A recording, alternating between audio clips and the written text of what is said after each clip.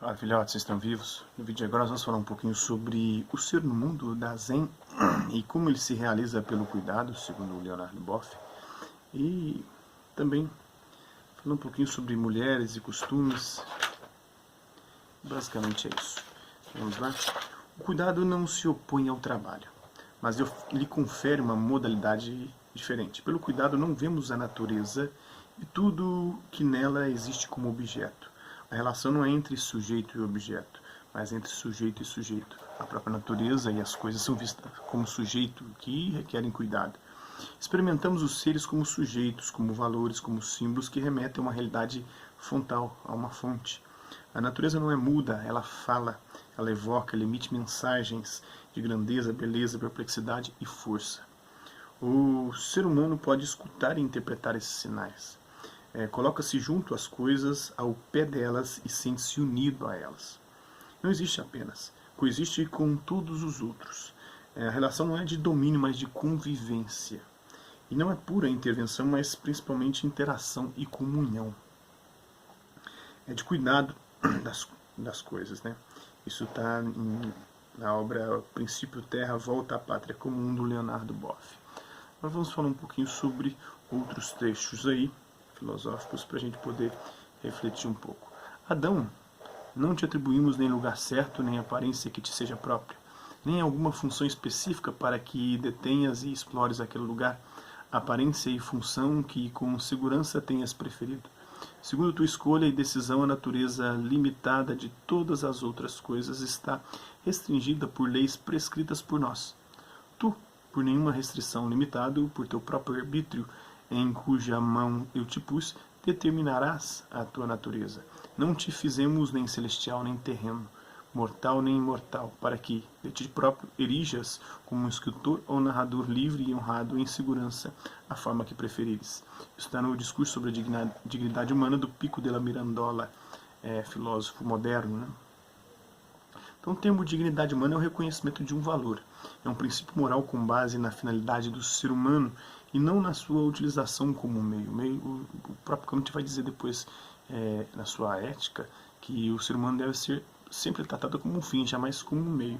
Isso quer dizer que a dignidade humana estaria fundamentada na própria natureza da espécie humana, a qual inclui normalmente manifestações de racionalidade, de liberdade e de finalidade em si, que fazem do ser humano um ente em permanente desenvolvimento na procura da realização de si próprio. Esse projeto de autorrealização exige, da parte de outros, o reconhecimento, o respeito, a liberdade de ação e não a instrumentalização da pessoa, transformando em instrumento utilizado para chegar a outros fins. Valores defendidos pelo humanismo e pelo naturalismo renascentistas. Os teólogos, portanto, tinham toda a preocupação voltada para as almas e para Deus. É o teocentrismo medieval, né? Ou seja, para o mundo transcendente, o mundo além desse mundo que nós percebemos com os nossos sentidos. O mundo dos fenômenos espirituais, dos fenômenos imateriais, né? Os humanistas, por sua vez, voltavam-se para o aqui e agora. Para o mundo concreto dos seres humanos em luta entre si e com a própria natureza, a fim de ter um controle maior sobre o próprio destino. Por outro lado, a pregação do clero tradicional reforçava a submissão total do homem, em primeiro lugar, ao divino que havia em cada homem, a divindade, né? Induzindo-o a expandir suas forças, a criar e a produzir, agindo sobre o mundo para transformá-lo de acordo com sua vontade e com seu interesse. Está no Shevchenko, né? Então, nesse texto, a característica marcante do movimento humanista é o espírito crítico voltado para o estímulo às mudanças. Algumas curiosidades, né?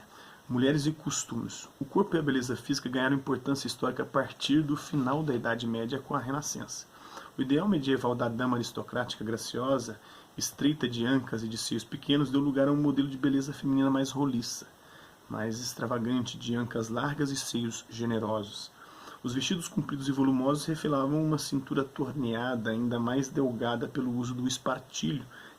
E, quando os costumes mais liberais o permitiam, podiam mesmo exibir um peito leitoso, né, e adequadamente empoado e pintado com rouge. A mulher usa batom e o leão rouge, né? A figura feminina, a diferença entre a mulher e o leão, É que a mulher usa batom e o leão ruge, mas a mulher também medieval usava ruge nos peitos para ficar mais destacados. A figura feminina passou a ter mais valor e a utilização excessiva do perfume devia ser a falta de higiene. O perfume passa a ser usado porque o povo não tinha muita higiene, o povo era meio que porco.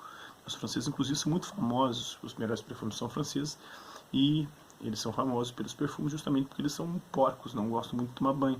Dizem que lá na França, né, o pescoço se chama cu, porque exala o mesmo aroma, né, que aquela região. A atividade social obrigava um maior cuidado pessoal. Dizem também que os franceses, que os porcos é uma espécie que evoluiu a partir dos franceses, que são mais higiênicos que os franceses. Dizem que lá eles têm, parece que, agora eu me esqueci das outras piadas. Depois, numa outra oportunidade, eu conto. Então, a atividade social obrigava um maior cuidado pessoal. Então é isso, espero que vocês tenham gostado do vídeo. Quem curtiu, dá um like, quem não curtiu, dá um dislike. Quem se interessar pelo conteúdo do canal, é só se inscrever, ativar o sininho e aguardar os próximos vídeos e as próximas notificações. É isso aí, hasta lá vista, babies, e até a próxima.